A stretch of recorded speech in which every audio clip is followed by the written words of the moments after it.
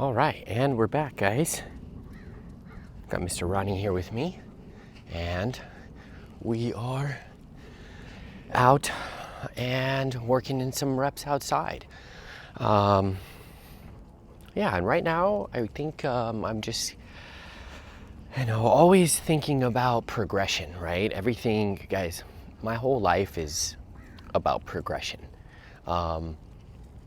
It's pretty interesting that I think that we know a lot of people, not a lot, but we know some people that maybe are not where they want to be in their life. And they haven't really figured out that they're not where they want to be in their life because they haven't created the person that they need to. So it isn't always how do you do something, it's who does that thing. You have to create the person that can do it. And that's hard, right? So because you actually have to work on yourself. And so I'm on the pursuit of self-mastery, I guess you would say, right? I've have this mindset of becoming better, getting better, and everything that I do is wrapped around that. And one step further, everything that I do is wrapped around essentially my purpose. And I feel that my purpose is to help dogs, help you guys, and essentially be maybe the mentor or the leader that I needed myself, right? So that starts with becoming the dog trainer that I needed. When I first got my dog, when I was 19, my very first dog, I actually needed a really good dog trainer, and I got a, kind of a sucky PetSmart trainer. And that's really what it was. It was a sucky PetSmart trainer. And so, fast forward a few years later after that, and I end up, figuring out, that there's better dog training out there. And so I end up becoming the trainer that I essentially needed. And so now I'm looking at how do I become the mentor that I needed, right? And at the same time, it's guys, my life is amazing. My life is amazing. The idea of work-life balance, I crush that idea. I crush that idea because, currently, I don't even know the amount of days, but we're in the 80s of days that I've worked in a row. It's 87 days I've worked in a row with not a day off, and I'm going until October. We're going till October, so we have at least another 6 or 7 weeks to go. And I'm gonna pass the dog right here. And my mindset is solid. How many people can even work 80 some days in a row? And I'm talking every single day. We show you this. We show you it every single day, right? And there's no break. There's no break with dogs, right? It's every hour, every day for months in a row. I've built the person that can do that. And it's all in pursuit of the self-mastery and the purposefully driven, okay? And to show, one, again, that it's possible, okay? But no one really asks, again, how do you create the person that can do that? So that's the focus. How do you create the person that can do the things that you're looking for, that you want, that you're striving for? And unfortunately, yes, that takes, I guess, it takes a lot of discipline. It takes a lot of self-control. It takes a lot of impulse control. That's me. Your dogs are just an extension of me, right? We teach them things, we educate them, we develop patience and self-control and impulse control. And we work on their mind and their body, right? I work on my mind and body every single day. That's the most important to me. Every single day at 2:00, Cynthia and I work out, and we never miss. Guys, when we go on vacation, I don't fly. I go to places I can drive because I need to take my equipment with me. Guys, I take my kettlebells with me when we go on vacation. We take our weights with us. We take our bands with us. I take my Theragun with me so that I can work on my recovery.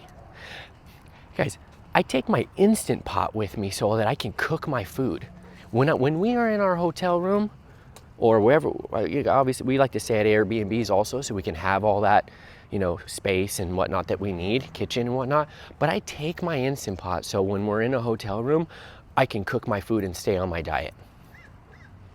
Okay, so don't get me wrong, I'll eat out, but I stick to the diet. I stick to what I eat. Why? Because I know what happens when I don't. Everything starts to suffer. And when I suffer, the purpose suffers. And now I can't deliver the way I want to deliver, the way I want to show up, and the way I know I can show up. That's the point. I've already proven to myself the insane things that I can do. So if I'm not doing those things, then essentially I'm not hitting my full potential. And that's, again, rolls over to your dogs. I know your dog's full potential. Guys, I am the dog. Guys, I come from Albuquerque, New Mexico. I moved to Westgate in Albuquerque, New Mexico in 1995 when I was born there. But guys, I come from divorce, repossession, foreclosure, drugs, alcohol. Guys, my dad died at 45 years old from poor health. My dad was 45 years old. My brother was 14 years old when he lost his dad. My sister was 20, right? So I've had to step into that role. Guys, my mom dated a major drug kingpin.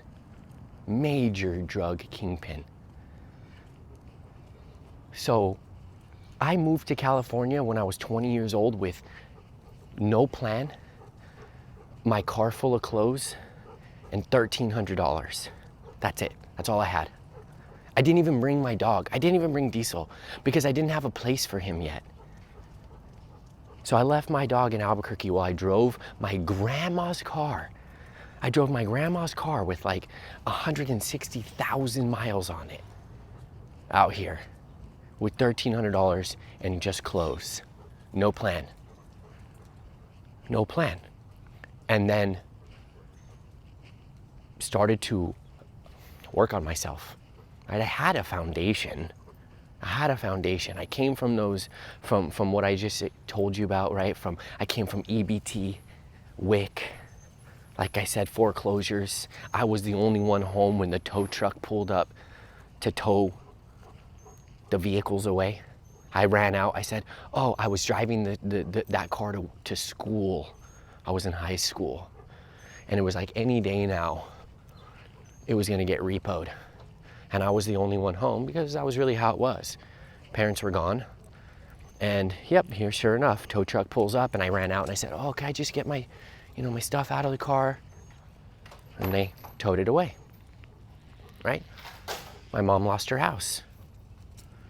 So I've been working so hard to build the person that I needed. The one that had more knowledge, that could coach me, that could show me how to be better, that could have the discipline and the self-control not to fall into the traps of, people around you and your own desires, right? Human desires are the trap. They get you. So I live this life. Why? Because it's been very, very beneficial to me and has given me everything I want. Everything I seek is in the self-mastery, is in the self-discipline, is in the putting yourself to the side for others. So whether that's animals that have to be fed every day and taken out every day, which, guys, that's insane. I mean, you guys know what it's like to have one or two dogs. Just have one or two dogs. right? Much less trying to train through an entire program with goals to hit that have severe problems 8 to 12 dogs, while simultaneously trying to teach people. This is extremely difficult, even for someone like myself, who can do a lot of things. I can do a lot of things because I've been challenged and I've worked on it. But the idea of work-life balance, I crush work-life balance, guys. I crush it. Because and I think this is individual across the board, right? Because the first thing I tell people is like, don't work like me, and don't do things like me if you're not, I don't know, really ambitious for greater, right? Because you have to put your money where your mouth is, right? So, just passing the dog right here. You have to put your money where your mouth is. And if you have big ambitions, well, then your actions need to back them. So people, they talk a lot, but they don't put any work in. So, but the point here on the work-life balance is, I don't need a work-life balance because I'm not running from anything. I don't hate my work. I absolutely love my work and get everything I want out of it. And so why would I be running from that? So, of course, guys, again, I said this is very difficult, this is very hard. Yes, it's very mentally challenging. I do need a mental break, which we do, right? We do, I take breaks, but I've worked every holiday for almost 13 years. Every holiday away from my family. And again, I'm not saying that that's the correct way to do it. I would much rather spend holidays with my family. I would. But at the same time, it's not really serving my purpose, and I will get there. And I can do that now. You guys know, right? We work 3 or 4 months in a row, right? I crush those 3 or 4 months every single day, right? It's just Cynthia and I with dogs, and we have a little help here and there, right? But we crush it every single day for 3 or 4 months in a row, and then we take our 3 weeks off, right? So we do that obviously 3 times a year, which is the other insane part, guys, is that, you know, essentially for 2 months out of the year, we don't work. So we kind of take a lot of days off, essentially. I mean, it's like 9 weeks out of the year we take off, but, you know, for the other, what would that be, 43 weeks, we're just straight killing it. Crushing it, maximum, 100%, all day, every day, dialed in. The diet, the sleep, the recovery, the exercise, the no drinking, no smoking, no going out. And then we're better because of it. We're happy. I've got no mental demons. I've got no anxiety. I've got no depression. I've been able to help others. Look, I give my family opportunities. Right? My brother worked with me and I instilled great habits in him, and now he's off on his own. My sister now works with us. Many of you guys are communicating with her, and she's on her path to becoming great also. So, yeah, like this is the mindset behind, you know, what's going on here. And always just in the pursuit of self-mastery, getting better. And again, that's exactly what we do with your dogs. With your dogs. I mean, again, I view myself as your dog when I was 20 years old, coming from where I came from, where I told you, with no path. You know, didn't go to, well, I went to school, went to college for 1.5 years, hated it, right? And really wanted to follow some type of passion. And so I was either going to be a chef. I took culinary class for all of middle school and every year of high school. Took culinary, loved culinary. When I was a kid, watched Food Network all the time. Loved it. So I either wanted to be a chef, I wanted to work on cars. Okay, I love engineering, which is also kind of why I like food, because cooking is engineering. You're making something. So I'm good with my hands, obviously. Look at what I do. I use my hands, right? We're training dogs. We use hands. So I wanted to work on cars, be a mechanic, engineering. I wanted to be a mechanical engineer if I was going to kind of like go to school route, right? I liked building things. And then I wanted to do some type of marine biology. So I was really into saltwater fish tanks, which that was a big hobby. All three of these things are hobbies for me. Right now they're hobbies for me. I do all three of those. Well, I don't do the reef keeping, right? Saltwater tanking, I don't do that anymore. I did. And actually that was my very first job when I moved here to LA in 2010. I got a job at a coral reef store, very, very popular one. And I was in the hobby for a while, but I got out of it just based on, again, I decided to dedicate everything towards, learning to train dogs, and having a reef tank just takes away from that.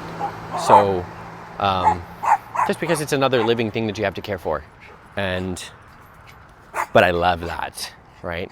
So I don't know where I was getting at there, other than kind of like those were my hobbies and my passions, right? And then, I got my first dog when I was 19, and I did the PetSmart training, and I was like, well, this is cool. But the point before all of that is that I had a goal. I wanted to get a dog, and I wanted him to be a well-behaved, good citizen. And, I had that goal before I even had the dog. So once I got him, I'm like, well, I got to get the training. And I didn't know anything. My mom is scared of dogs, so we never had dogs growing up. I had plenty of animals, though. We had plenty of animals. I've been taking care of things my entire life. And then it rolled over to having to take care of my siblings when, when mom didn't show up for years. And here I am, in high school, missing school because I have to take care of my brother and sister. So again, taking care of things is insanely easy to me, right? So animals, I had birds, obviously I had fish, my sister had a cat, I had hamsters, reptiles. So yeah, it's just, again, it's insane, and it's not insane to see how far I've come, right? Because again, all of these things I'm telling you about is just adversity that has molded me into the person that could be able to do this. I met with one of my childhood friends, my longest childhood friends, last year. He actually ended up becoming a deputy there back in Albuquerque. And I met with him. I hadn't seen him in 12, 13, 14 years since I think I had moved here. I hadn't seen him. I saw him at a wedding. And he just said, he's like, I can't believe our parents let us just move around and walk around and be outside like that and ride our bikes and be around the neighborhood like that. And I flash back and I'm like, well, I remember being a kid and remembering, okay, when I'm gonna walk to, his house, I'm not gonna go that way, and I'm gonna avoid that alley, and those kids at the corner there might be a problem, so we're gonna go this way, right? So early navigation like that, early problem solving, early street smarts, right? All that type of adversity there, it's so valuable. Right? So, but you have to look at it that way. You have to look at that, oh, right, adversity is the foundation for success, as Gary Vee says, right? So the more that we coddle, the more that we shelter, the more problems we're gonna have, and that's exactly what happens with our dogs. So what do we do? What do I do, right? I build the skills, I boost them up, and then I teach them how to essentially conquer their fears, right? They know how, they learn how to go through life. So, yeah, I'm on the Again, the ever pursuit of getting better, trying to pass that on, trying to be the example. And anytime I find someone new that's, you know, getting into fitness and exercise and they're working out and they're having a bit of a struggle, I tell them, hey, just remember, wherever you're at working out and you're struggling, just know every day I'm doing it too. Every day I'm doing it too. And it's the same with your dogs, right? You guys are struggling with your dogs? Hey, just know every day I'm doing it. Cynthia and I are doing it. We're being consistent. There's somebody out there that's doing it. And yeah, you know, I'm afraid of not leaving everything on the table. I've already seen what happens, right? I've already seen, look at my dad, 45 years old, guys. Left a lot on the table, right? So I'm taking everything he taught me and just going hard with it, right? So that way, that didn't happen for no reason, right? That way, you know, we learn from things. So, yeah, self-mastery, work-life balance is very individualized. I think you do that. Yeah, like burnout and all that stuff is very real, guys. You know, if your life isn't dialed in, burnout is very real. If your purpose isn't dialed in, burnout is very real. If you're doing things for the wrong reason, burnout is very real. If you're chasing money and likes and, you know, approval from others, burnout is very real. So, you know, you got to switch that up. You got to switch up the mentality. Got to switch up your purpose. Got to switch up your habits. Got to create the person that can get you to where you want to be. And, you know, it starts with staying home. Don't go out. Stay home. You know, conquer your FOMO. Stay home. Eat a good meal. Get sleep. You don't need to go out and let loose. No, that means that if you need to go out and let loose to you know, oh, I gotta let loose, been going so hard, then the hard that you're doing is not correct for you. It's not correct for you, because the people that are doing it correctly like that, they're never running away from, you know, the work. So, yeah, you know, this is also kind of like entrepreneur talk here, right? Because that's what this is. Like, I never knew that I was going to be, you know, running a business here. But as far as I can remember, you know, as I was a kid, we were garage sailing. I was selling Pokemon cards. I was doing car washes. You know, when I was a teenager, I tried to do little, you know, I tried to mow grass, cut grass, put flyers up, cut grass for $5. Right? I would try to sell candy at school. Actually, now that I think about that, it's pretty interesting here that when I was in 8th grade, my school had we went to Washington, D.C. We took a trip to Washington, D.C. and New York. And it's okay, you got it. It's okay, thank you. Gardener there, good boy. But we took a trip to Washington, D.C. and New York, and I pretty much funded the entire trip by selling candy bars, right? You bought that big box of, good morning. You bought that big box of 60 candy bars for $30, and you sold the candy bars, right? I mean, I don't remember how many boxes, but, you know, I must have went through 20 boxes. And I pretty much funded the whole thing through selling candy bars, right? So just that idea of, oh, if I sell these things, or I can come up with the money by doing this, right? Which was essentially sort of entrepreneurship and understanding, oh, if I do this, this is how I get things, right? Things were not handed to me. I just told you where I came from. EBT and foreclosures, drugs and alcohol, bad habits. So I've had to work for every single thing I've ever had. And that was like the biggest blessing that my parents could have ever given me. Why? It was the discipline. Yeah, I was disciplined. Right? But chores, So when I was 12 years old, I paid for my own cell phone, my bill every month. Cricket, guys, Cricket, 12 years old, 30 bucks a month. I made $1 a day on chores. You know, take the trash out, do the dishes, clean the floor, vacuum. I made $1 a day. And I paid for my phone bill when I was 12 years old. I was in 6th grade. Discipline. Guys, I got spanked with the belt bare ass. I'm not saying it's the right thing to do, but it worked. Eventually that faded out, right? But I got disciplined, right? It faded out and eventually it turned into, you know, groundings and, you know, removal of items and taking things away. And, you know, and then eventually it went to, well, now you're not going to the movies and, you know, now you can't hang out with your friends. And it went into that, right? Shit, eventually it went into, my dad removed me from my high school because I was getting bad grades. That was devastating to me, right? He made me go to a charter school, essentially kind of like a bad boys school. I had went to my high school to play soccer. I had went to a high school that was out of my district because I wanted to play on that specific team because they were nationally ranked. So remember, guys, I'm a competitor, right? I'm a competitor. I want to win. So I chose that school for that reason. And then I started to mess up.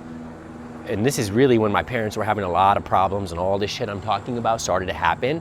So I started to mess up. And then I got my license and I was able to drive, and I just stopped going to school and, you know, ditching. And then my grades fell and I ended up, so my dad pulled me out. He made me go to a charter school. And, you know, I had to go there for that semester, and then I was able to go, once I got my grades back up, I was able to go back to, you know, my original high school. And then that was a challenge because that was my senior year and I wanted to play soccer, but I had missed my junior year. And so that was not a good look for coach, right? For varsity coach. So I had to bust my ass to make the team. And then, guys, this was so crazy. To graduate high school, right? I was down 3 credits, so I had to take night school. And so I was playing soccer and going to night school at the same time. I would go to practice and then I would drive to another school and do my night school classes so that I could graduate. So, yeah, you know, just dealing with a lot of consequences for a lot of my own decisions. I was doing all of that. Yeah, you know, I was lacking some structure and guidance from my parents because they had their own problems. Right? So I had to grow up really quickly and I was still making some, you know, poor decisions there. Nothing bad. I was just, you know, not doing what I was supposed to do. Right? So yeah, guys, you know, self-mastery, self-discipline, patience, self-control, trying to hit goals, trying to be better, put yourself to the side, give yourself to the world. Be purposely driven. Wants and desires are gonna crush you. I think you wanna be better, but I have everything I need. This life right now that I'm living is so amazing. I get to dictate everything. You guys allow us to do it based on the value that we bring you. And, you know, there's nothing else other than being able to experience with people, with animals, doing something alongside Cynthia that we love to do together. You know, trying to, again, help people. There's nothing else we need. I don't need anything else. You know, body's on point, mind's on point, dogs are on point. There's nothing else we need. So, yeah, I just wanted to give you a little bit of insight on some of the ways, again, I'm thinking, again, some of where I've come from, what's molded me to become the person that can do essentially what I think is very difficult. This is extremely difficult. Most people can't even simply care for the amount of dogs that we have, much less mold them and instill behavior and instill habits, and then much less trying to teach people how to do that and solve their own problems, okay? Most people can't do that. So again, create the person that can do more and watch your life flourish. Watch your life flourish. So, you know, don't put focus on the things that are not gonna help you advance and that actually make you go back and A lot of times people are doing those things just because of the approval from other people. Forget those other people, because if they're not on the journey of seeing you go forward, then those are the people that are going to start to fade away and peel away. Guys, I've lost a lot of relationships. Again, I said pretty much every single holiday, every single one. I can only remember going, in the last 13 years, I can only remember going home maybe 2 holidays. At Thanksgiving and maybe at Christmas. Maybe. So I've sacrificed a ton, and I've lost a lot of relationships because of what I'm trying to do, right? But at the end of the day, it's giving me everything that I want, everything that I need, right? So yeah, there is sacrifice, because you can have everything you can have anything you want in life. You just can't have everything in life. You can have anything you want. You just can't have it all. But you don't need it all. You really only need a few things. You need purpose, you need community, you need your health. And that's that. But if you haven't mastered yourself, you have nothing to give people. Right? And again, I don't believe we're ever going to actually master ourselves. But if you haven't made a lot of progress on yourself, you have nothing to give people. Nothing. So, I mean, this real quick, we'll end right here. It's pretty long, 30 minutes, right? Went to the grocery store last night. Okay, went to the grocery store last night. There was only 2 checkout lines that were open. And there must have been 20 people in each line waiting. I mean, it was almost backed up to like half of the store, half of the store of a line of people. And it is what it is, right? It is what it is. So there was an older lady, and she was like, she didn't realize that there was a line, and so she was like trying to get into the half of the line, and someone was telling her like, oh yeah, the line is over there, and she's like, wow, this is crazy, and whatever. She was really old, and so we go to the back of the line, and then she comes up and she's behind us, and she's like, wow, this is crazy. I'm like, yeah, I know, it is what it is, right? And then she looks at what we have in our cart, which is our diet, right? Which consists of beef, eggs, and avocado. That's all we have. And she's like, oh wow, like you guys, you have a lot of beef. And we said, well, yeah, we do. That's what we eat. She had 1 package, like 1 pound package of beef, and then she had some fruits and vegetables, right? And she said, and she started asking about the difference between the if we had organic or not, or grass-fed, right? So we were just kind of going back and forth. Anyway, she tells us that she has a lot of health issues. I mean, you can physically see. She's weak, she's small, she has a lot of health issues. So we go on and we're telling her about our diet, because the diet's dialed in. And we've been practicing it for a long time, this diet. We're going on 3.5 years of this diet that we take. And she's looking at us and she's like saying, but like, how can you eat all that meat? What about your cholesterol? What about this? What about that? And I just simply said, well, how do we look? She said, well, you look healthy. I said, well, there you go. There you go. So obviously the line is so long that we end up talking for quite some time. And we keep just breaking things down. And it's so interesting here that often when we tell people about our lifestyle, the exercise, the diet, the sleep, everything's dialed in, we always get not we always, but we often get oh, I could never do that. I could never, I love food too much. I could never eat that. Or sleep or whatever, like, I got to go out and do this with my friends, and I can't do the sleep portion, or whatever it is. I like to go out and drink and have fun. I could never stick to that. Well, the point is that you could. You just choose not to. And you haven't proven to yourself that you actually can, and you haven't developed the patience and self-control to actually exhibit there to be able to do it. But you could. That's the thing. That's like, if we can do it, you can do it too. It's just choosing not to, and also probably lack of education and knowledge to understand why it would be beneficial for you to make maybe these better decisions, right? So, but the crazy thing is that this older lady, she listens to everything we're saying. She's listening. She's taking it in. She's asking more questions. And the funny part is that, guys, it's like ingrained in the human DNA. It's ingrained. when I asked her, I said, okay, so out of all of the items in your cart, like what tastes the best? And she's like, oh, well, the beef, of course. And I said, well, look at the way you just said, of course, so matter of fact, so ingrained in the human DNA to say, oh, well, the beef is the best tasting. I said, exactly. It's inside of you that's what your body wants. And she started saying like, I knew it. I knew it. She said, I started to lose my muscle when I stopped eating meat. I said, there you go, because you're not getting the adequate, correct protein, right? I'm like, hey, plant protein is not the same as animal protein. It's not the same composition. The body doesn't absorb it the same way. It's different. Doesn't have all the same amino acids, right? Doesn't have the same nutrients inside of it. And we see this. When you feed children, no child, no toddler, no child refuses meat. They all eat meat. You're trying to get them to eat things that they don't want, like vegetables and all that nonsense. You let them eat meat, they eat it all.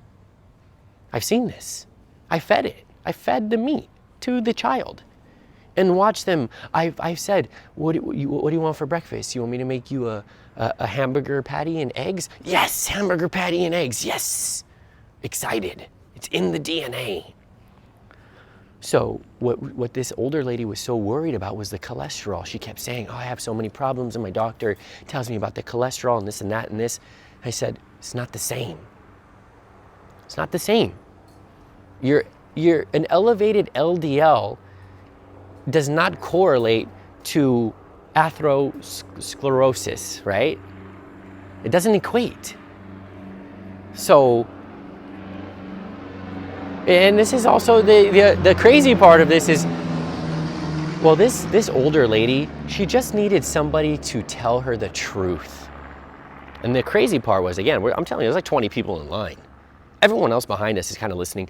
I'm talking to her, not even paying attention that the line is moved, and there's a huge gap between me and the next person, and no one's saying anything because they're just tuned into what we're telling this old lady, right? Because she's looking at us and being like, well, these people, they walk it like they talk it. I can see that they're healthy. I was looking at her in her eyes and telling her exactly what I thought. Based off of experience. It doesn't matter. Based off of experience, I'm just telling her, right? So, yeah, she said, I knew it. I started to get weak and become more sick when I stopped eating meat. I said, you need to eat meat. You need that protein, adequate for the body. You'll get your muscle back. I mean, as much as maybe, mid-70s, early 80s-year-old could get, right? So I told her she needs to do a little. She asked me, she said, do you exercise a lot? I said, of course I exercise a lot. I said, you need to exercise. I said, do light stuff. They got these bands. Just do band work. I'm like, just walk and eat your adequate food and you will become healthier. You will. So we help her pick out some things and whatever. We back the line up and everybody's just waiting and, this lady needed help, right? So, well, she ends up telling Cynthia that she has to walk 3 blocks, right? She has to walk 3 blocks with her groceries. So we go to the car, load the groceries up, and then we see her in the parking lot walking. And she's all frail, and she only has 2 bags of groceries, but she's all frail. So we find her, on the street and we ask her if she wants a ride. And we give her a ride and we drive her and we talk to her a little bit more about things, and she was extremely grateful. And Cynthia just thought, wow, was that meant to be, right? Because I thought, well, when I first saw this lady figuring out that the line was so long, she was talking to somebody that was in the middle of the line because she didn't understand that there was a line, so she was just like getting in, and that one guy was like, oh, actually there's a line and da-da-da, and like that's the back over there. That fucking guy should have let that old lady in the line right there in the middle. Old lady, let her get in line. right? Well, he didn't. So she went all the way around to the end by us, and then we ended up talking to her, which was probably the best thing that could have happened to her there, because she said that she was so happy that she met us, and so grateful that she met us, and that we actually taught her things. That's what she said. You guys taught me a lot. So yeah, that long line, who cares about that long line? Because we were able to kind of sit there and give this older lady some hope, you know, and right away it was funny. She was chalking a lot up to us being young. But Cynthia was like, well, I know plenty of young people that are my age that are not healthy. Of course. Yeah, because like 80% of Americans are unhealthy. Right? So like a very, very small, like most of the people that you're going to know are unhealthy. Most of them. At that, with that figure, right? 80%? Yes, most people. It's 8 out of 10 people. You get 10 people together, you're going to see 2 that are healthy. And even then, you know, they might not be maximizing it, right? They're not dialed in, right? They're not extreme professionals with all of this that we're talking about, where they're so purposefully driven that every decision that they make is around being better to serve the purpose. That is extremely rare. That's the 0.001% of people.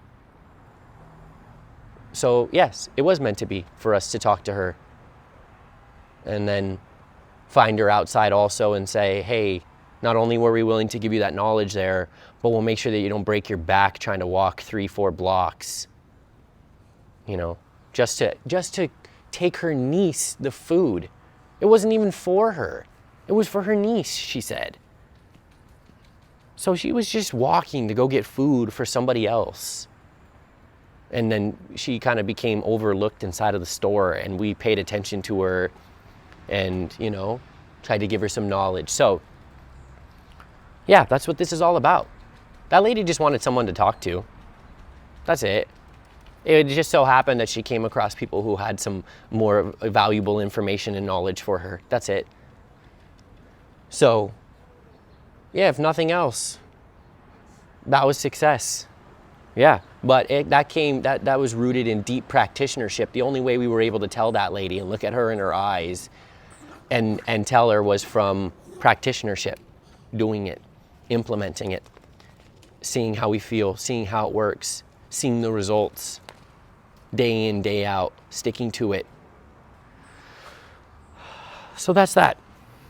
Little mindset, little story for you, little beginnings where this has been molded from.